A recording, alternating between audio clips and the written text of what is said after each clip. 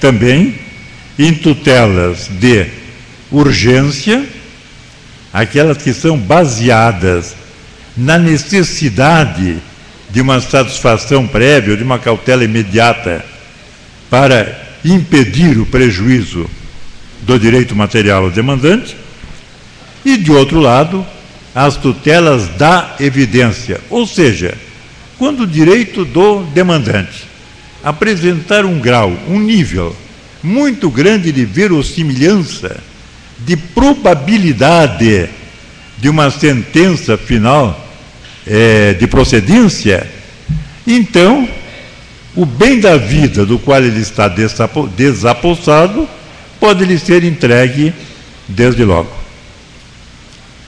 Tem prejuízo, está claro, do devido processo legal, da contestação, etc, etc. Muito bem. Este projeto, então, incorporou e deu realce, deu relevo a essa distinção entre tutelas de urgência e tutela da evidência. Ao mesmo passo que não se deixou de lado a classificação antiga em tutelas meramente cautelares ou tipicamente cautelares e tutelas de natureza satisfativa. Muito bem. Mas o projeto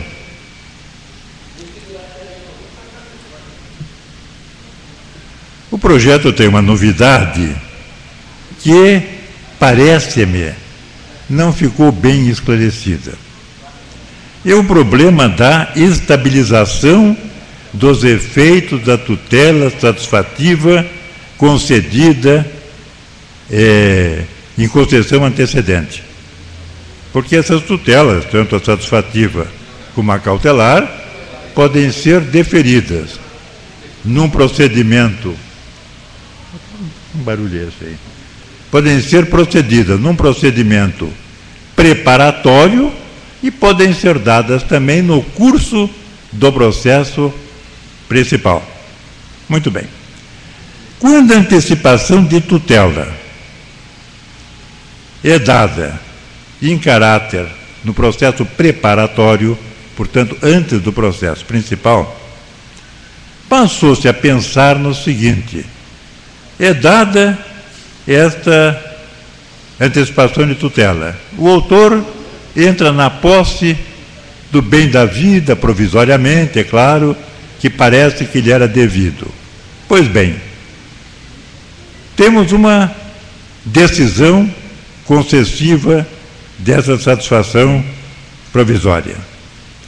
Será que nesses termos, se a parte, por exemplo, não recorre dessa decisão, ou se dela agravando, o tribunal a confirma, será que depois é preciso necessariamente entrar com a ação principal?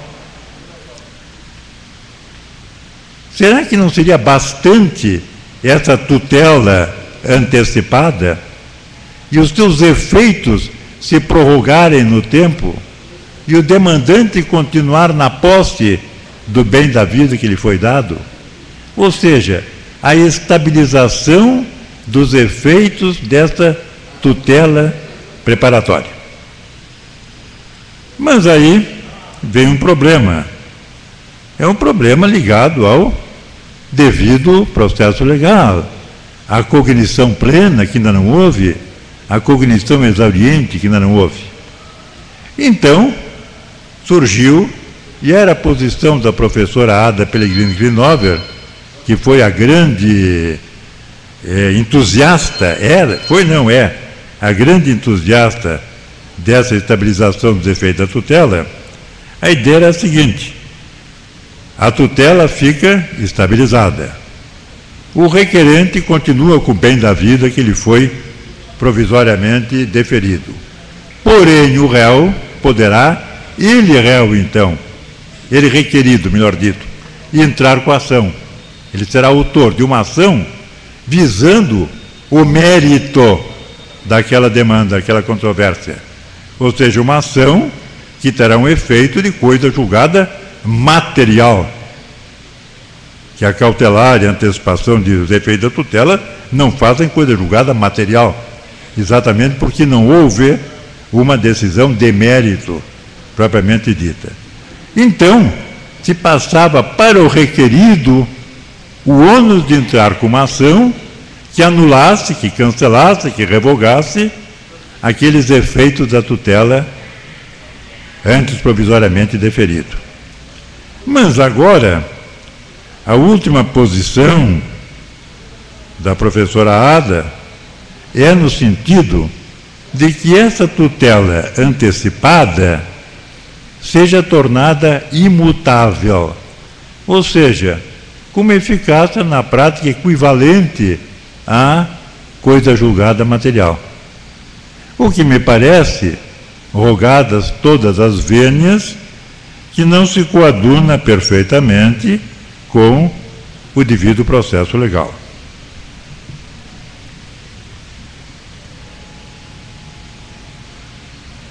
Pois bem, as normas referidas a este novo instituto, isso é uma novidade. É uma novidade que vai causar debates e perquisições inúmeras.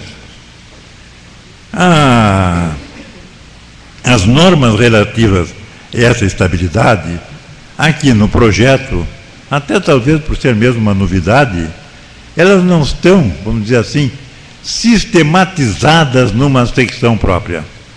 Elas estão espalhadas em parágrafos, e às vezes no fim de parágrafos, ficando estabilizados os seus efeitos. Isso vai dar, me parece, a possibilidade de imbróglios processuais de futuro. Então eu ousei sugerir modificações, não tanto no mérito, mesmo porque a maior parte dessas normas são normas que já vêm de longos tempos e já bem estudadas, tudo, não convém mexer no que está funcionando bem.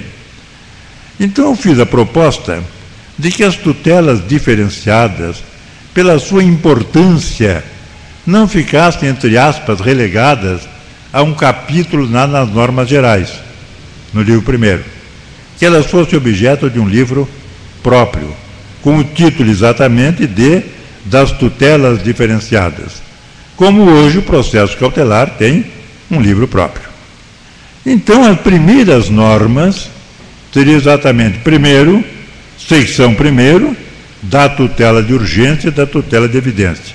Então, primeiro artigo, dá os casos de tutela de urgência, que é dito que a tutela de urgência pressupõe o fundado receio de que uma das partes possa sofrer lesão grave e de difícil reparação. As medidas de urgência incluem o quê? A ordem, a permissão ou a proibição relativas à prática de determinados atos, a imposição de multas, a guarda judicial de pessoas, a vigilância, o depósito, alienação de bens e assim por diante. Depois das possibilidades de alteração, etc., tem uma série de normas que já existem. Depois vem a tutela de evidência. Perdão, a tutela da evidência. A tutela da evidência dispensa a demonstração do risco de dano. E será dada quando algum dos pedidos for incontroverso. A parte contrária não contraria um pedido do autor. Então, por que não conceder provisoriamente, embora este pedido que não foi discutido? Depois outro, quando a petição inicial for instruída com prova documental convincente do direito alegado pelo autor, há que o réu não oponha a prova inequívoca. Também, nos casos de matéria já sumulada, em súmula vinculante ou em súmula de julgamento de recursos repetitivos, e assim por diante. Depois, o terceiro artigo, este sim, diria que tanto a tutela de urgência como a tutela da evidência, tanto de natureza satisfativa como de natureza cautelar, um e outro, podem ser requeridas antes do processo, que é o mais comum, ou no curso do processo, o autor solicita. Bem, depois aqui na seção segunda, daria as disposições comuns, tanto para a tutela de urgência, como a tutela de evidência. A secção terceira traria o procedimento, como se faz o procedimento, citação, etc, etc. E depois se criaria um capítulo segundo, e aqui parece que é o ponto mais importante do caso, para enquadrar juridicamente esse novo instituto.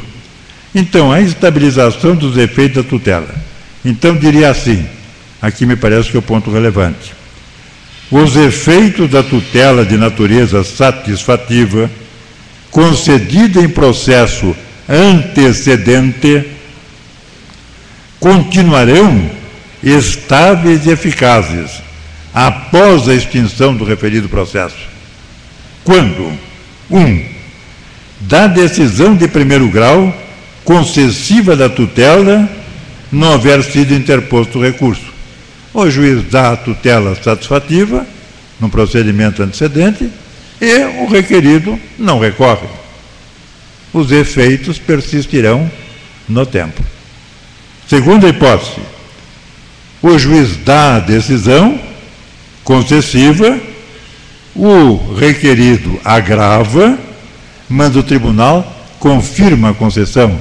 Então, no tempo foi concedido pelo juiz e concedido pelo tribunal. Então, os efeitos continuam, mesmo depois de extinto este procedimento preparatório. E, em terceiro lugar, quando o tribunal, à unanimidade, reformar a decisão de primeiro grau denegatória da tutela. O juiz negou a tutela satisfativa, mas o tribunal, à unanimidade, a concedeu. Mas aí é posta uma ressalva. Concedendo-a o tribunal com ordem expressa de estabilização dos seus efeitos. Então é preciso aí que a matéria seja de tal ordem que o tribunal julgue interessante e necessário, a bem da justiça, que aquela tutela satisfativa persista no tempo. Pois bem, entretanto, pode acontecer, e não será raro, pelo contrário, será frequente, que esta tutela seja apenas parcial. O autor pede uma tutela satisfativa abrangendo A, B e C, e o juiz dá a satisfatividade quanto a A, mas denega quanto a B e a C.